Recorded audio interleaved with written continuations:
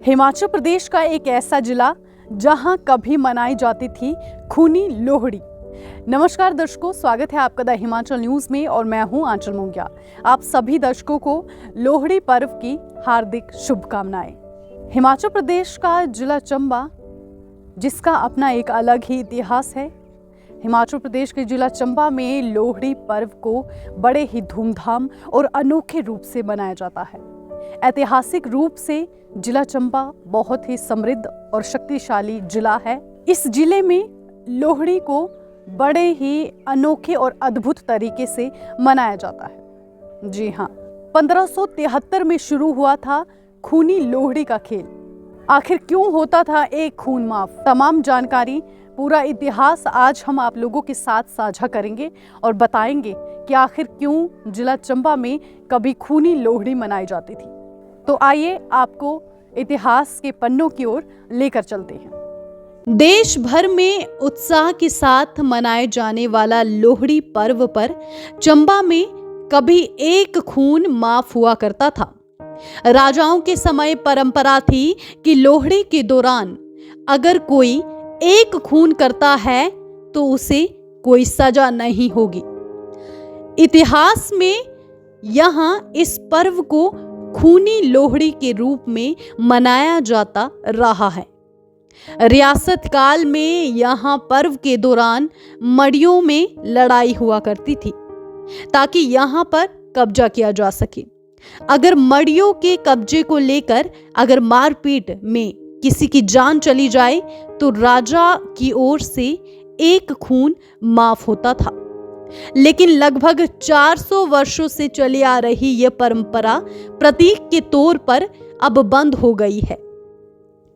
1573 में शुरू हुआ था चंबा में खूनी लोहड़ी का खेल। जी हाँ, चंबा शहर जुलाकड़ी मोहल्ला के प्रसिद्ध पंडित राकेश शर्मा का कहना है कि चंबा में लोहड़ी पर्व की शुरुआत अकबर के समय से मानी जाती रही है।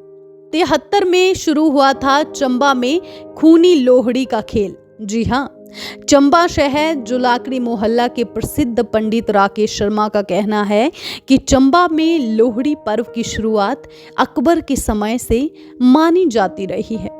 वर्ष 1573 में चंबा के तत्कालीन राजा प्रताप सिंह वर्मन अनुष्ठान के लिए बनारस से कुछ बंगाली ब्राह्मणों को चंबा लाए थे।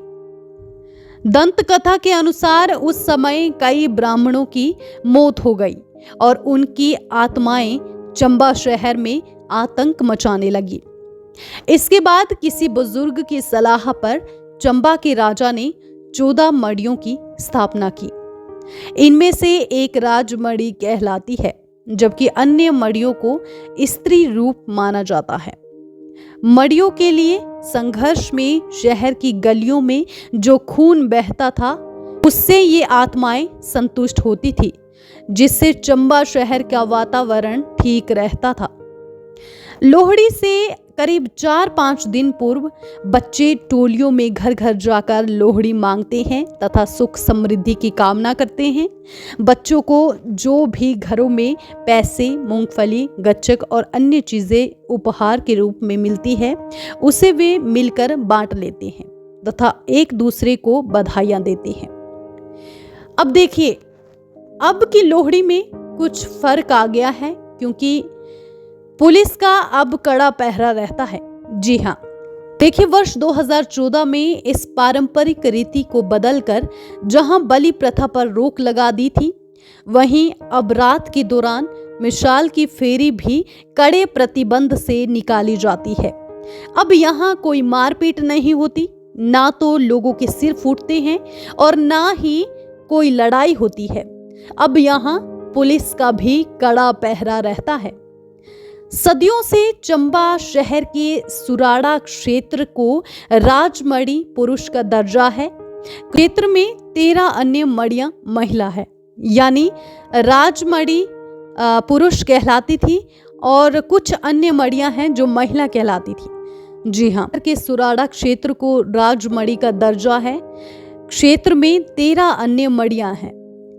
मकर संक्रांति से एक दिन पहले 13 जनवरी की रात को सुराड़ा क्षेत्र के लोग राजमढ़ी की प्रतीक मशाल को हर मड़ी में लेकर जाते हैं। 20 फुट लंबी मशाल को एक के बाद एक मड़ी में गाड़कर कब्जा दर्शाया जाता है। वर्ष 1573 में चंबा के तत्कालीन राजा प्रताप सिंह वर्मन के आदेश पर अगर मारपीट में किसी की जान भी चली जाए तो एक खून माफ होता था। इस परंपरा को निभाने के लिए अब हालांकि कोई मारपीट नहीं होती है। वर्तमान समय में इस प्रकार की कोई घटना ना हो, जिला प्रशासन पूरी तरह से मुस्तैद हो जाता है और लोहड़ी पर्व पुलिस की देखरेख में संपन्न होता है।